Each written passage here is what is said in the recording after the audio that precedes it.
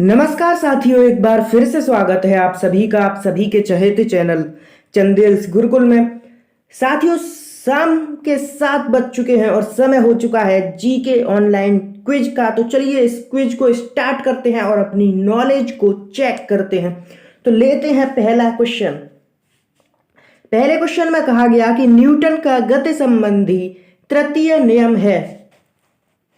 तो comment section में लिखिए गाइस, आपके पास 5 सेकंड है, लिखिए। तो चलिए इसका आंसर देता हूं। न्यूटन का गति संबंधी तृतीय नियम क्रिया प्रतिक्रिया का नियम है। इसके बाद चलिए प्रश्न नंबर 2। क्रोमोसोम की संरचना में कौन कौन भाग लेता है? तो इसका जो सही आंसर है लिखिए कमेंट सेक्शन में। जिसको सही आंसर पता है वो कमेंट सेक्शन में लिखे। तो चलिए इसका जो सही आंसर है वो है क्रोमोसोम की संरचना में डीएनए तथा प्रोटीन दोनों भाग लेते हैं। इसीलिए जो इसका सही आंसर है वो है 1 व 3 दोनों, यानी कि 4th आंसर सही है। तो चलिए प्रश्न नंबर लेते हैं अब 3। किसके अभाव में बर्फ पर चलना कठिन होता है? तो जिसको पता है आंसर कमेंट सेक्शन में लिखिए। आपके पास 5 सेकंड है, जल्दी से लिखिए अपना आंसर। 5 सेकंड है आपके पास। तो चलिए इसका आंसर मैं आपको बताता हूं। इसका जो सही आंसर है वो है घर्षण। घर्षण के अभाव में बर्फ पर चलना कठिन होता है। प्रश्न नंबर 4। 1665 ईस्वी में पुरंदर की संधि किसके मध्य हुई? तो इसका जो सही आंसर है वो है जयसिंह और शिवाजी। जयसिंह और छत्रपति शिवाजी के बीच 1665 ईस्वी में पुरंदर की संधि हुई। इसके बाद चलिए प्रश्न नंबर लेते हैं प्रश्न नंबर 5। शिवाजी ने किस भाषा को राज्य भाषा बनाया? तो इसका जो सही आंसर है कमेंट सेक्शन में लिखिए। बहुत इजी क्वेश्चन है ये और इसका आंसर आप सभी को पता होगा। जल्दी से लिखिए, आपके पास 5 सेकंड है। 1 2 3 4 5। तो चलिए इसका जो आंसर है वो है मराठी।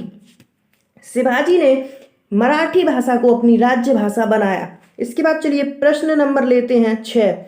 भारत में कुल कितने राज्य हैं? तो ये बहुत ही कॉमन सा क्वेश्चन है, सभी को पता होगा, सभी को याद होगा। जल्दी से आंसर लिखिए। इसका 5 सेकंड है आपके पास, चलिए लिखिए आंसर।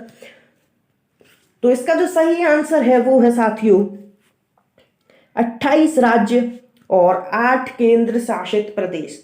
पहले क्या था कि पहले 29 राज्य थे और 7 केंद्र शासित प्रदेश थे, लेकिन 2020 में अब ये 28 राज्य और 8 केंद्र शासित प्रदेश हो गए हैं। इसके बाद चलिए प्रश्न नंबर लेते हैं अब 7। मंत्रिमंडल की बैठक की अध्यक्षता कौन करता है? तो बहुत ही कॉमन सा क्वेश्चन है, सभी को आंसर पता होना चाहिए। आपके पास 5 सेकंड है, कमेंट सेक्शन में अपना आंसर लिखिए, जल्दी लिखिए। 1 2 3 4 5। तो इसका जो सही आंसर है वो है प्रधानमंत्री। प्रधानमंत्री मंत्रिमंडल की बैठक की अध्यक्षता करता है। इसके बाद चलिए प्रश्न नंबर लेते हैं अब 8। प्रश्न नंबर 8 में कहा गया प्रवासीय भारतीय दिवस कब मनाया जाता है? तो आपके पास 5 सेकंड है, लिखिए अपना आंसर। 1 2 3 4 5। और इसका जो सही आंसर है वो है 9 जनवरी। इसके बाद चलिए प्रश्न नंबर लेते हैं अब 9। सौर मंडल का सबसे बड़ा ग्रह कौन सा है?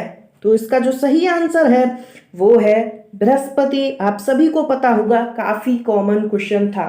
इसके बाद चलिए प्रश्न नंबर अब लेते हैं 10। प्रश्न नंबर 10 में कहा गया चतुर्थ पंचवर्षीय योजना किस वर्ष शुरू हुई? तो इसका जो सही आंसर है वो है 1969। तृतीय पंचवर्षीय योजना 1969 में शुरू हुई थी, जबकि मैंने कल आपके साथ डिस्कस किया था कि तृतीय पंचवर्षीय योजना किस वर्ष शुरू हुई। तो जिसने सेशन को देखा है वो कमेंट सेक्शन में लिखे कि तृतीय पंचवर्षीय योजना किस वर्ष शुरू हुई। और जो सेशन नहीं देख पाए वो जाकर सेशन को देख लें। और इसका जो सही आंसर था वो था 1961। तृतीय पंचवर्षीय योजना 1961 में शुरू हुई थी। तो चलिए प्रश्न नंबर लेते हैं 11। प्रश्न नंबर 11 में कहा गया पुष्कर मेला किस राज्य का प्रसिद्ध मेला है? तो काफी कॉमन सा क्वेश्चन है, सभी को पता होगा। तो 5 सेकंड है आपके पास, इसका आंसर लिखिए। तो जल्दी से लिखिए गाइस।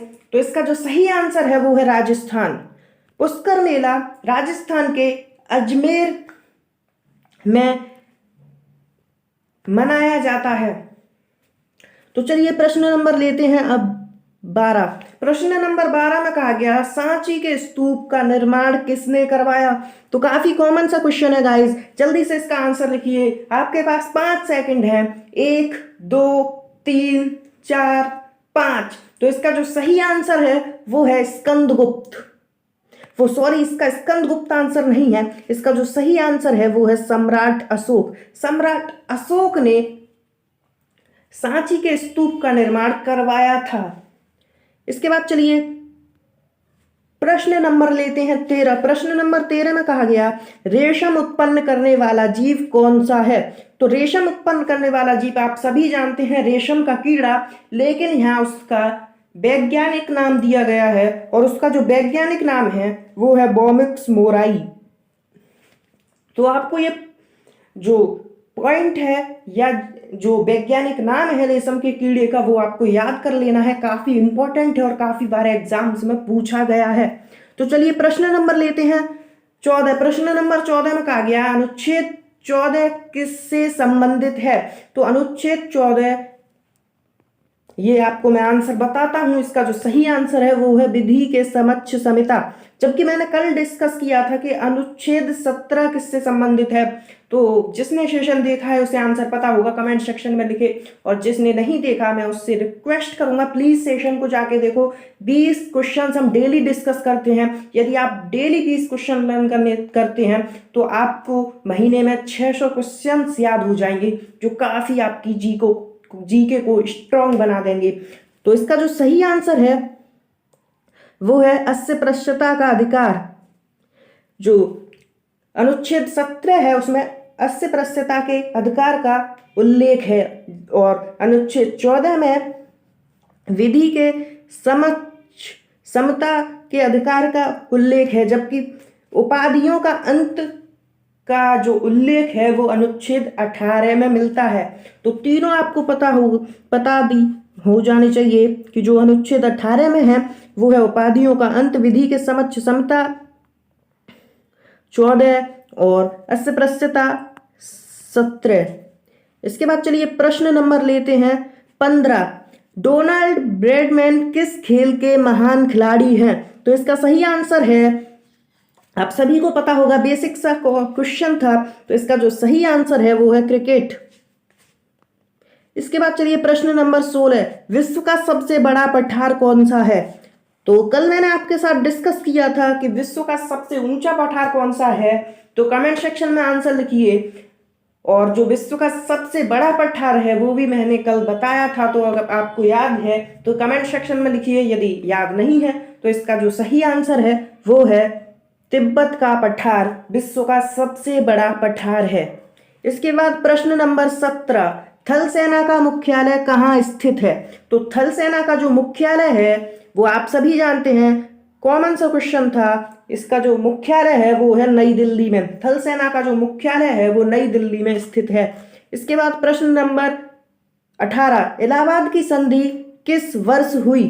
तो इसका जो सही आंसर है इलाहाबाद की संधि 1965 में हुई थी। इसके बाद प्रश्न नंबर 19। तंबाकू निषेध दिवस कब मनाया जाता है। तो कल मैंने आज ही मैंने करंट्स की वीडियो में, करंट अफेयर्स की जो वीडियो होती है उसमें डिस्कस किया है। यदि आपने करंट अफेयर्स की वीडियो नहीं देखी है तो जाके आप वीडियो को चेक कर सकते हैं। इसका जो सही आंसर है वो है गाइज 31 मई। तंबाकू निषेध दिवस 31 मई को प्रत्येक वर्ष मनाया जाता है। इसके बाद प्रश्न नंबर 20 और इस वीडियो का आखिरी प्रश्न, यूटोपिया किसकी रचना है। तो इसका जो सही आंसर है वो है थॉमस मूर। यूटोपिया थॉमस मूर की रचना है। तो इस वीडियो को यहीं खत्म करते हैं। इस वीडियो को शुरू से लेकर लास्ट तक देखने के लिए आप सभी का बहुत बहुत धन्यवाद। यदि आपने अब तक चैनल को सब्सक्राइब नहीं किया है तो चैनल को सब्सक्राइब कर दीजिए, इस वीडियो को लाइक कर दीजिए, और मिलता हूं आपसे अगली वीडियो में। तब तक के लिए आप सभी का बहुत बहुत